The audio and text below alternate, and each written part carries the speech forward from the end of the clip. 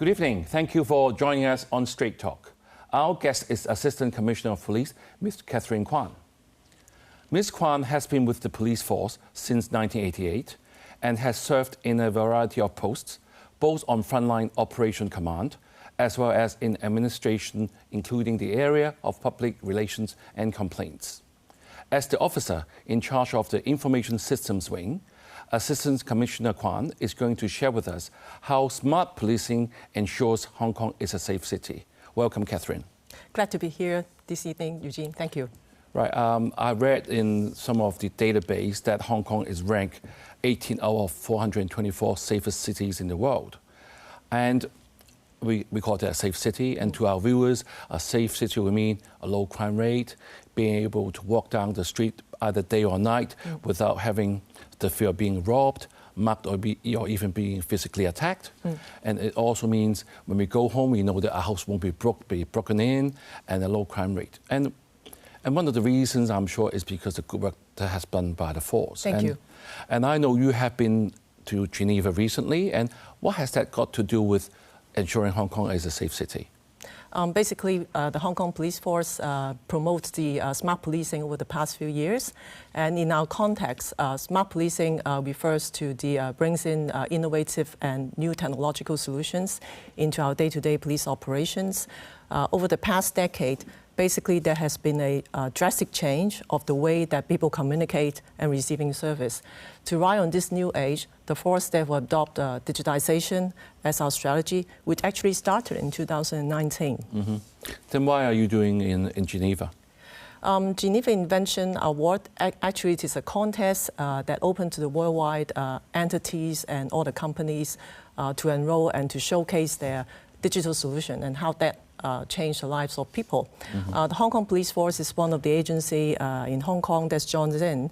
We are among 200 of these companies, entities, academia, and different units to join. We enroll a few solutions. And this time is very special for us because we have this digitization policy being rolled out within the organization. So we consider this is an occasion to showcase our technology as well as to tell good story of Hong Kong as well as the Hong Kong police. Right, Catherine, since you mentioned smart policing or someone called digital policing, what is exactly the strategy? What are you trying to achieve? Yeah, since we have adopted this digital policing strategy in 2019, we have rolled out over 30 digital solutions, which we aim to achieve a few objectives. The first one is to enhance the public service. We want to know how we could make the public easier to approach our service and how they could easily, conveniently receive our service so that we could serve them better. The second objective is how to enhance our operational efficiency so that we could put the resources into more pressing areas. How we could streamline our work process, optimize our resources, that is our focus. And the third objective is how to enhance our investigative capabilities. As you may be aware, there are a lot of contemporaneous crime that need technology to deal with, in particular, such as the cybercrime. And over the past 3 years, we rolled out this solution, and then we consider that we have saved some resources. And we also hope that the saved resources and manpower could be put on the beat so that the public will see us and they will feel safer. Right, Catherine, thank you for outlining the objectives. But from the viewer's point of view, say from the public point of view, any project that has involved them at all? Oh, certainly.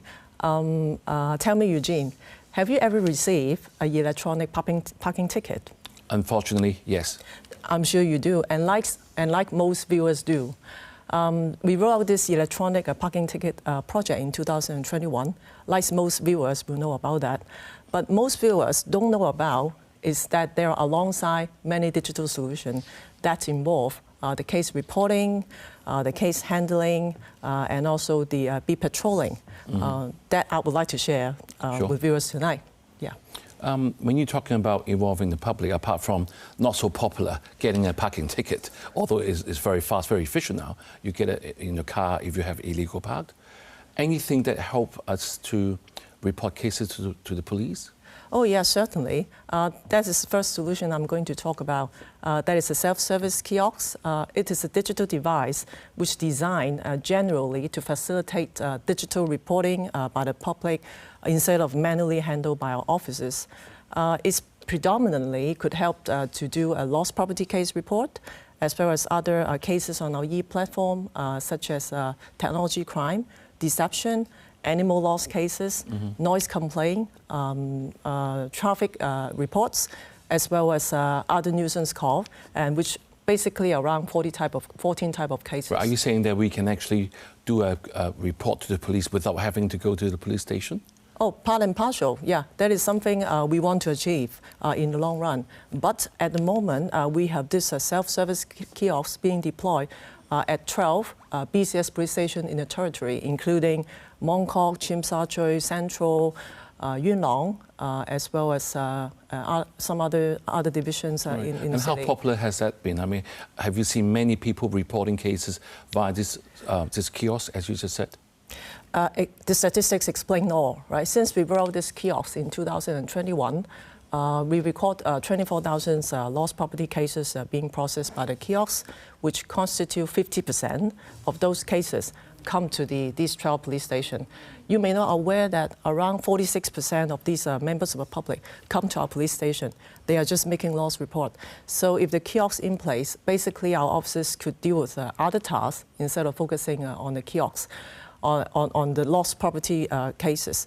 And in view of the positive feedback of the kiosks, we have plans to roll out the kiosks in MTR station in the longer run. Right, so that means reporting to police much easier, much more accessible by the public. Also want to ask you, since you mentioned all this service kiosks, I'm sure it involves a bit of digital handling with the machine. And in Hong Kong, we do have an aging population. Yeah. Do you see this as a disadvantage to them because not everybody is familiar to report a case at a kiosk? Rather, they would like to talk to one of your actual officers on duty. Yeah. Actually, we offer options for the public to make a report or to use our service. This is actually some of the essence we consider when we roll out the digitization. For example, if you want to make a report nowadays, you could physically go to a police station, you could use our e-service platform, or you could use our self-service kiosk inside the police station if you don't want to wait. And we also consider the aging population need, the digital literacy of the people using our services. We want to make sure everybody have the choice to access to our service. So the kiosk is one of the options for the public. And in the longer run, I believe, though there's aging population, with the rise, the improvement of the digital literacy, I'm sure people will get used to all these services. Well, Catherine, so far you have told us that you have this kiosk for case reporting. Unfortunately, a bad memory of getting a ticket or a parking fine. Anything else that for part of your initiatives? There is the second solution I'm going to talk about. That is the traffic accident handling mobile application. Right. It digitalizes the process that the traffic officers has to handle when they deal with the traffic accident damage-only cases. I'm sure Eugene, you yourself, could have experienced stuck in a car when there is a traffic accident ahead of the road, yes. And then you'll be very frustrated. With this new mobile application, it will save up to 32 minutes of each cases that our officers handled. So that would save their time on the road as well as alleviate the traffic congestion. And with the average number of 50,000 cases of minor traffic accidents recorded, it is considered that the manpower saved arising from this app would be quite considerable. Mm-hmm. And apart from that, how about, you also mentioned beat patrolling. I mean, for most Hong Kongers, we want to see more police on the street so we feel safer. Yeah. But we know that Hong Kong is undergoing sort of a manpower shortage issue. The whole Hong Kong is short of people. So will any such apps would help us in that aspect as well? Yeah, in the context of beat patrolling, there is a new app developed by us, which is very timely to save the manpower, which we call the electronic visiting book. It is an app just replaced the paper book or the beat for officers to register the visiting location. The basic operations is that our officers just use the smart device to sweep against the MFC, that is the near field communication tablet, specially designed for this. and then it would take only 15 seconds for them to complete the process. And in that sense, that means they could have more time to deal with other business on the beat. And we have rolled out this new EVB app to the officers last year, and we also have this NFC tablets being planted in all MTR stations. There are over 250 tablets there. And in the longer run, we plan to have this EVB available on the service formation. EVB stands for? EVB stands for Electronic Visiting Book. Right. And one thing is about the future of this electronic visiting book. We want to create that virtually. For example, if there is a robbery case occurred on the beat, we will fit in the intelligence and the information about the crime through the NFC tablets. So when our officers just patrol past this tablet, their mobile device through this, like a EVB, will be virtually receiving the intelligence. Right. And that would greatly enhance the communication of the intelligence. So that means officers walking by will know there could be something happening around the area. Exactly. Without sweeping the EV, without sweeping through the NFC, right. the EVB, but they will passively receive through the virtual EVB. Catherine? Yeah, let's have a break now, and viewers, do stay with us. Thank you for staying with us. We have been talking with Catherine Kwan about how smart policing in Hong Kong makes our city safe. So, Catherine, in the first half, we talked about all the initiatives that the police has started to help our reporting of cases, or even make our life a lot more bearable. Just in case there's an accident in front, we can get out of it quicker. One thing I want to just bring to your attention, I mean, Hong Kong is an international city. Yeah. It has reopened, and one of our selling points in Hong Kong is we've got some beautiful country parks, and people do go for hiking. And you know that since COVID, we're getting a lot more hiking trips by friends. But we know that there has been, unfortunately, a few more mishaps that need your rescue. Anything that all the digital things can help, so that we feel a lot more safer in the hiking itself. Yeah. Hong Kong is a beautiful place with a lot of country parks and also green areas, and it attracts a lot of visitors going hikings, and even our own members of the public. After the COVID, and people are very health conscious, and then they go out to the mountains, do different things. In the realm of life-saving technology, we are very concerned about the search and rescue operations, how they will conduct, how we could improve the efficiency and effectiveness. As you just point out, there have been some unfortunate incidents occurred over the past few years, and there are also an increasing number of the search and rescue operations over the past few years. And basically, we have an increase of 370% of these cases from 2019 until now. And we also record an average of 1 to 2 deaths in 2022. And this is very sad. And also we feel very shocking as well. So what we can do about it?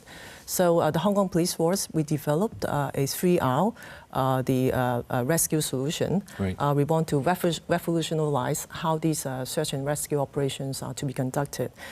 This solution is open to other discipline forces to use as well. As you may agree, during the search and rescue operation, it is very manpower driven, and it's also very dangerous as well.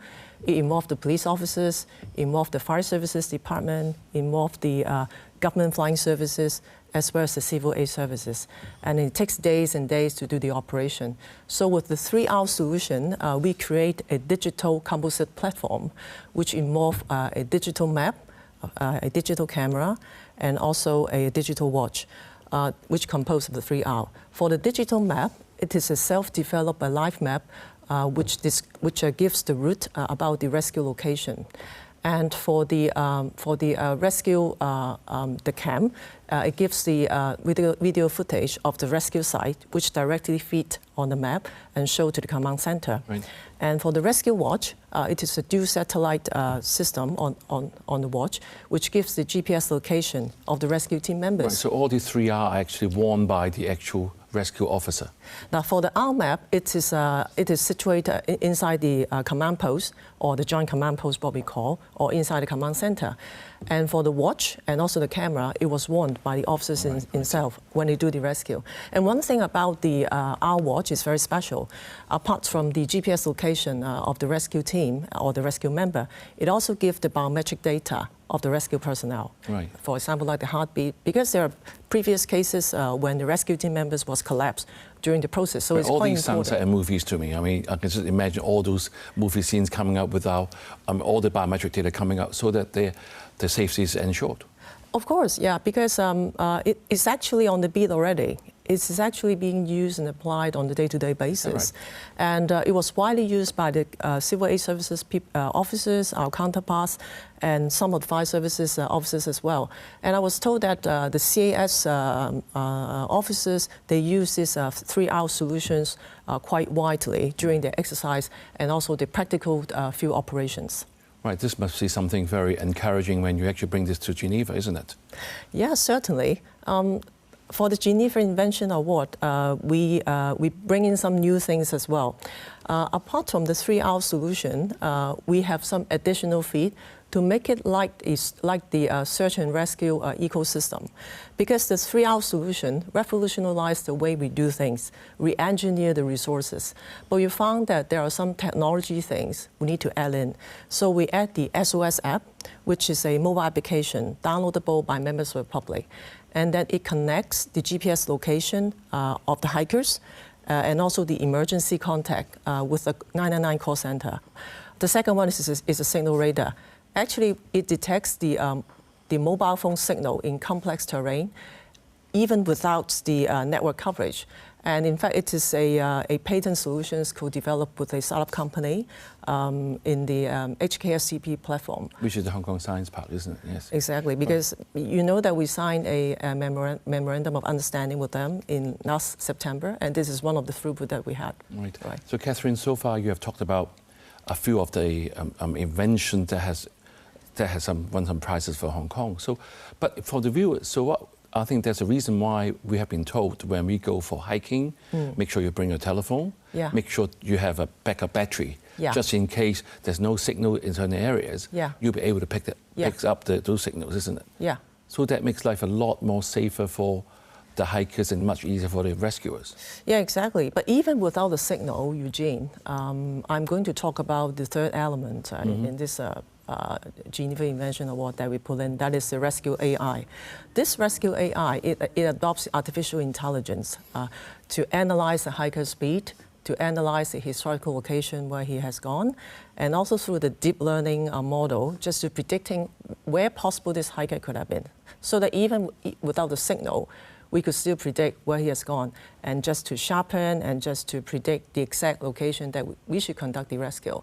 And that would greatly enhance our efficiency and finally bring greater safety to the hikers. So certainly all these initiatives by the police and also our other rescue team members is going to make hiking in Hong Kong a lot more safer, a lot more reassuring even for the visitors, isn't it? Yeah, exactly. This is something we want to achieve because Hong Kong is an open city. We welcome visitors, and now a lot of free travelers come. They just follow the GPS, follow the map routes, and go wherever they like. And this is quite good reassurance. Right. Catherine, since you're here, there's another area I want to talk about is Hong Kong's protect animal schemes. I am also one of the member of this scheme. Animal Watcher scheme, and you are the one who's in charge. Can you tell the viewers what the scheme has done to ensure safety of pets? Because a lot of people didn't realize in Hong Kong we have a high population who have pets, and there are some issues to it, isn't it? Yes, Eugene. There are a lot of pet lovers in the city, and prior to 2019, before the COVID, we know that according to statistics, there are over 220,000 number of households in the city who keep pets. So the number is that many. So how we could work together with this population to prevent our animals suffering from cruelty. Because there are a lot of people concerned about why the police, they don't have a dedicated animal corps to deal with animal crimes.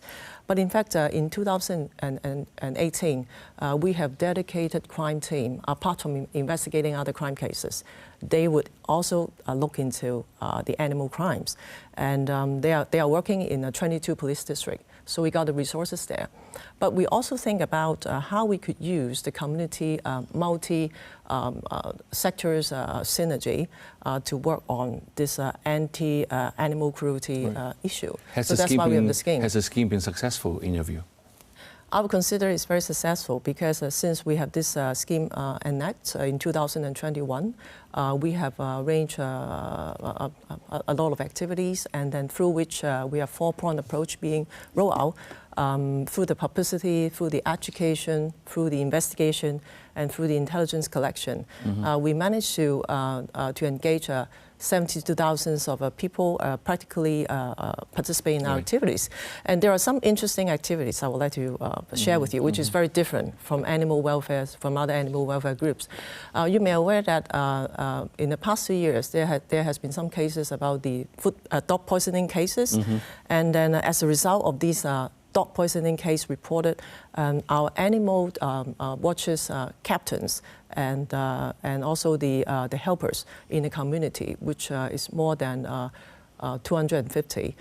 They were helping out in checking these spots that will likely have the dog poisoning residue there. And then actually their actions help our crime team to do their job better. Right, so it's very important that the community is engaged with this program, and gathering intelligence is something that we're trying to achieve, isn't it? Yeah, exactly. And there are other scenarios like last year we have some cases report with animal traps in the countryside, and then people make a report, and the AWP captains and watchers, they will help out to do the follow-up intelligence collection and give us the useful information. Right, Catherine, this has been a very informative session, and thank you for sharing with us what the force is doing to make Hong Kong more safe and also more enjoyable city to live in.